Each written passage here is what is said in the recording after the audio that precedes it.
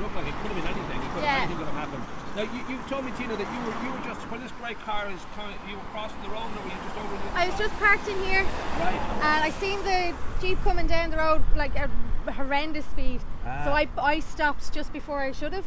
Right. And yeah, the inevitable, it went flying into the roundabout, the tyre bounced off the roundabout and straight over into the.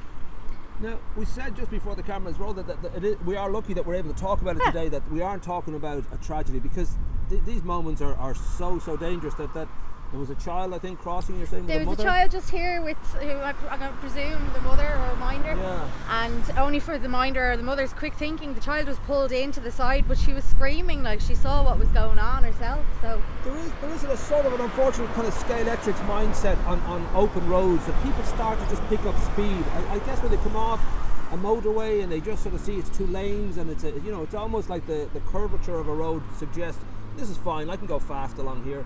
And it seems particularly dumb when you consider plainly there are many houses around here, there's many apartments, that in any way, shape or form you should be going fast in an environment like that.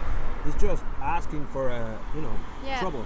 Do you get many? Do you feel that there's been many problems here? Because I know there was a motorbike sadly an accident last year, and there's been one or two. I'm surprised there's not a lot more, to be honest with you. I use this road on a daily basis from 7:30 in the morning, and even at 7:30 in the morning, you've got everybody in a hurry to get somewhere, and they're flat out down that road like it's motorway. Everybody's late in the mornings. That's the way mornings work. I do feel that there's obviously the speed is one thing that can, if you're not going fast, it's a lot less likely that you're going to have an accident.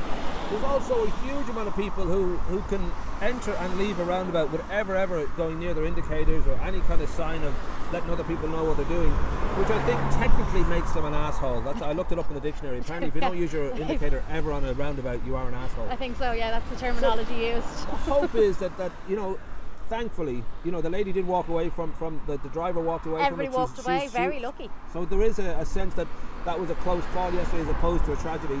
Let's hope that moments like that just wake us up, that make us feel okay. Just watch where you're going, just be a little bit more careful, especially when you're in a built-up area where there's going to be lots of kids, there's going to be lots of older people, there's going to be lots of vulnerable who may not feel like being Chuck Norris and jumping over a hedge to avoid a car.